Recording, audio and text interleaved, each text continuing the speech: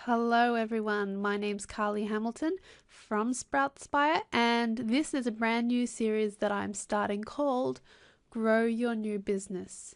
This series is going to be about how to establish your business online. So it doesn't matter if you have a store somewhere, you're an offline business, or you're an online only business, or you're a mixture of the two. This series will help you get your business established online. In this episode, module, or lesson, whatever we call this is the very first one. I've cleverly called it Your Website, and it is all about getting your website set up on the web. So in this episode, module, lesson, we are going to discuss having your own website, your own home on the web. Then I'm going to talk about how to set up your website. And finally, what you need on your website. So let's get started. Getting your own space. So you may be wondering, why do I need my own website on the internet? There are two thoughts about this. The first one is that many businesses I've seen, they have a space on the internet, but it's not their own place. They are within Facebook, or depending if they're a restaurant, then they're on a restaurant orientated website. They've got like Yelp or something like that. Whatever the case may be, they don't have their own physical website, but they're very active within Facebook, and they've got lots of likes. They're very active. They've got a very effective campaign going. And this is generating enough business for them. It's got everything they need on there. They've got their contact details. Why would you need your own place on the web? The answer to this is, remember MySpace? That was a very established social media network back in the day. It was very popular with bands. From my experience, a lot of bands were on MySpace. And now MySpace is gone, or it's trying to re-establish itself. Those people, those businesses that had established themselves on MySpace, they've got nothing to show for it now. And while Facebook may seem like it is the powerhouse right now, and maybe it will always be the powerhouse, but you don't know, you have no control about it. The people who are on Facebook have all the control. You've got no control. So one day, if Facebook decides to close, or if something new and better and even more exciting comes along and people flock to that and leave Facebook alone, who knows what might happen, but you've suddenly lost your business. You've lost all your online platform for your business because you have no ownership over Facebook. That's the biggest reason. You need to have a place that you own on the web. So when, the waves come and go and, everything changes, you've still got your own space carved out for you so that, you can go off to the newest thing as well. But you've always got that established place of your own on the web that you own, that you have control over, that you can do whatever you want there, and not have to worry about your whole presence getting deleted because you have been violating a term of service, or anything like that. Get your own space on the web. That is the number one important reason why you need your place on the web over having it established somewhere else where you do not own it. The second thing that a lot of small businesses worry about is, why should I spend all this money to get my business online when I'm doing just fine by not being online? And this is a concern that I've seen many small businesses display. They feel like they don't need to be online because they're already doing quite well for themselves. When they don't, like, they've got word of mouth, they've got everything happening positively for their business. They don't need a place on the web. And to this I call BS.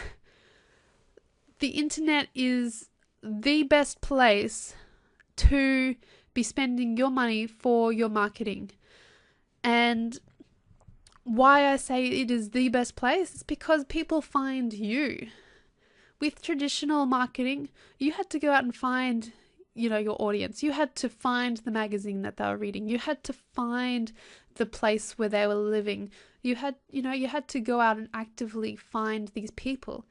And a lot of the time you had to think big, you had to think broad, you had to scatter as many messages as possible so that hopefully some of the people in your audience would find you. So with a letterbox drop in mind, you are putting your brochures in people's letterboxes that might not be interested in you at all. Same with advertising on TV. Thousands of people may see you, but only a small handful maybe were applicable to you. With the internet, you can still do the advertising route, and that's a great method of doing it. But what happens is, even with paid advertising online, not just the free advertising that you get, it's much, much more targeted. If someone types in, your service into Google, and you pop up, well, that person was searching for you. How much more targeted can you get? They were actively looking for you. This is the main reason why you need to get your business online. After all, you as a business, you want new clients. It's if you want your business to grow, you need more people. So the web, the internet, is the best place to get, more people. I've been talking about that for a while. I'm very passionate about it, obviously, and I could blab on about it all day, but let's move on. So setting up your website. Yes, you've decided, yes, I understand everything that you've just waffled on about, Carly. I want to get my own place on the web. So in this page, I have made the analogy that your website online is your home. It's the home of your business. So these are the components that you need to get your home online, okay? So you need your hosting, and I've said that's your land. So your hosting is the space of where of your website will be, okay? So it's the space, it's your land of your home package. The domain name, that's the name of your home. So in my case, Sproutspire.com is the name of my business online. It's the domain name. The hosting is where all the pages and everything of my website are hosted. So WordPress. WordPress is the frame of your house. So for your website, it is the building blocks of your website. It's how your website is contained. Okay. And lastly, you need a theme. So this is the wall of your house. This is what makes your house look beautiful. So let me go through each step a little bit in more detail. The first thing I've got there is hosting, but I would probably switch that around and say get your domain name first. The place that I always buy my domain names from is namecheap.com, but there are lots and lots of places where you can buy your domain name. This is going to be your blah blah.com, .net, .com.au, whatever. And most of these are going to be around $10, depending. I know that .com.au, I think you have to buy 2 years, or the most you can buy is 2 years for that. And it's a little bit more expensive than a .com. Yeah, and then there's other ones like .tv, whatever your country is. I would say if you are planning to only go within your own country, get that country's code, like .com.au, .co.uk. it helps you sort of build up some trust in your country, like you were specifically made for your country. If you are planning to go worldwide, though, I would get a .com, just because it's sort of it's the one you don't even think about. If you say, Sproutsby is my business name, people type in sproutsby.com. Otherwise, they've got to remember that extra step, that .net. And if you can't get the .com and you're set on your name, you've got it registered already, and the .net's available, then get the .net. Like in all, the name doesn't really matter. Just a .com is preferable, but it doesn't really matter in the end. The next step is to buy your hosting. Now, there are many types of hosting. If you're just starting out, all you need is a shared hosting, and this just means that you share your space with other websites. So, your business is starting off in an apartment block instead of a big, great space of land all to yourself. You're in an apartment block. Once your business gets established and you're getting thousands of visitors a day, that's when you move to more expensive hosting. Usually, your own block of land is as the analogy goes. But when you're starting off, don't worry about it. Shared hosting is slower. It is slower. That's just the nature of the game. But you don't need to be spending hundreds of dollars every month on hosting, not when you're only getting a couple of visitors a day.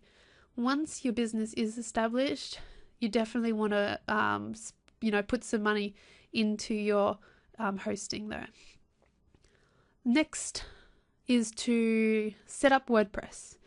Now, if you've got a good, if you've got one of the popular hosting services, most of them you can set up WordPress.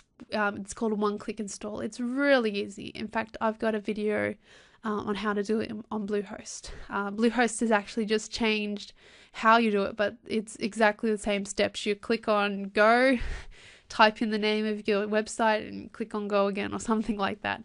It is so easy to install WordPress that any monkey can do it.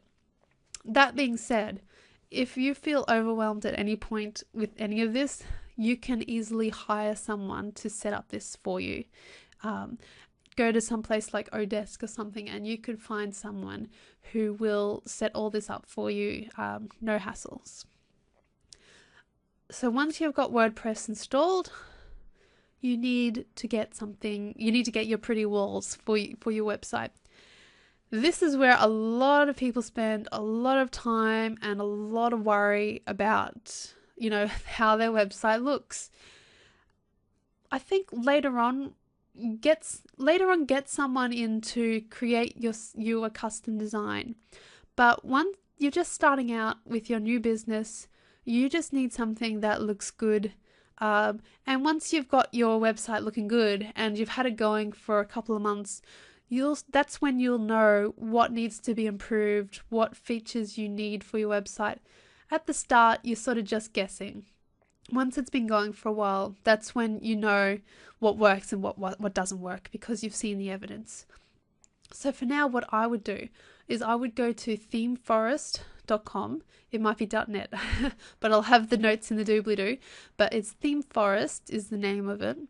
And this place has heaps and heaps of really great themes. Most of them are priced between $30 and $50. So it's very easy and cheap to get a beautiful theme that has lots and lots of great, features for your website.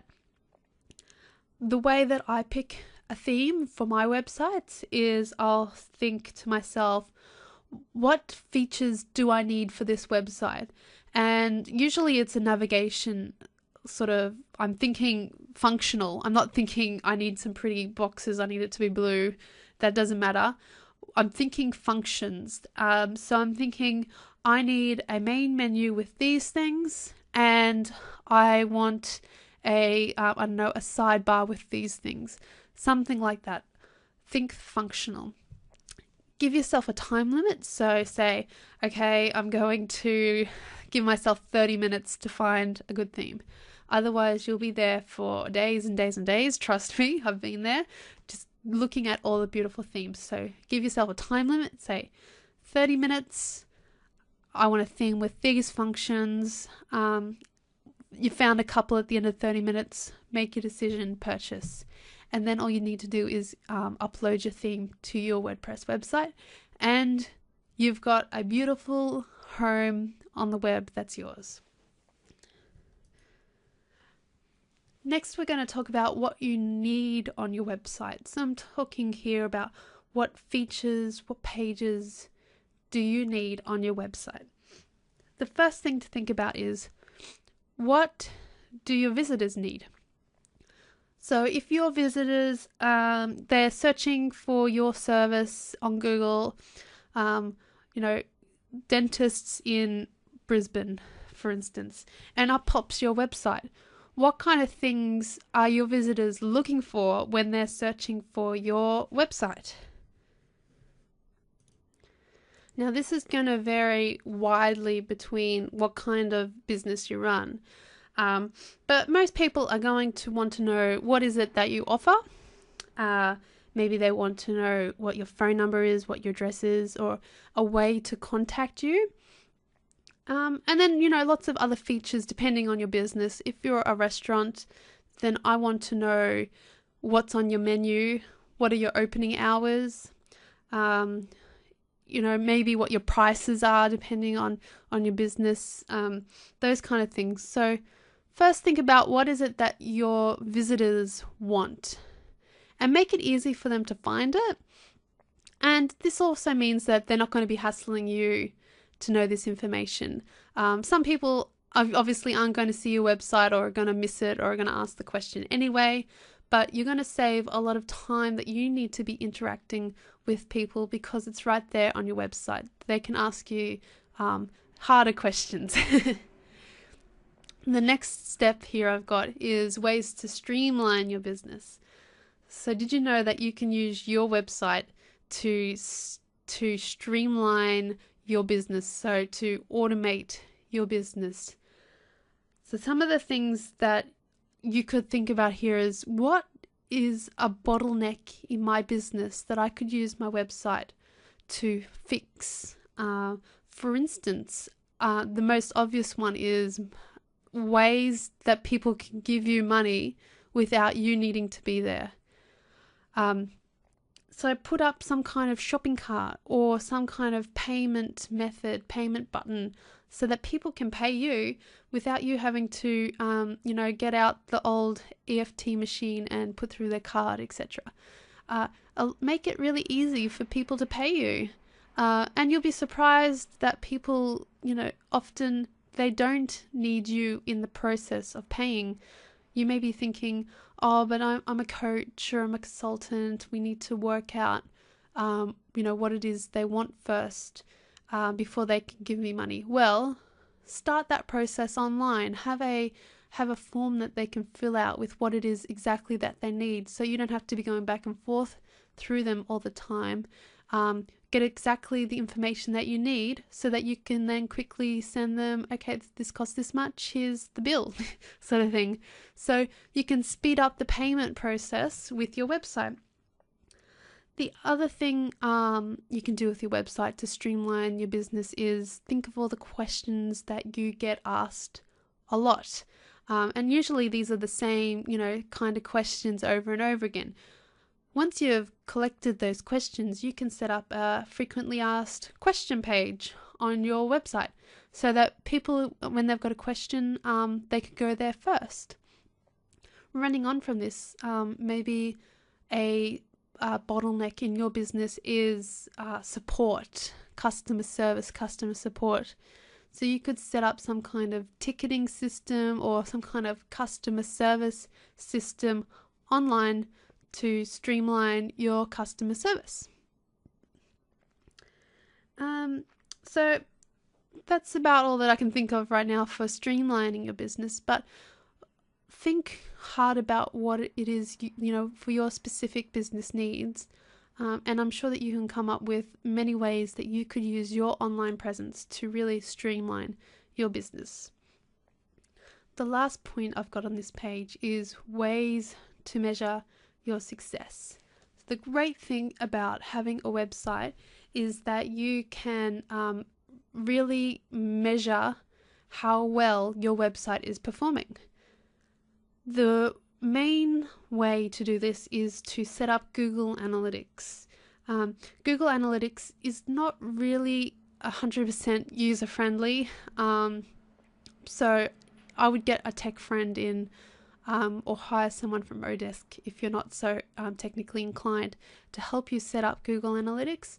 But with Google Analytics, you can see how your website is performing from the number of page views and how long people are staying on your site, to what pages actually convert your customers into into paying customers and things like that.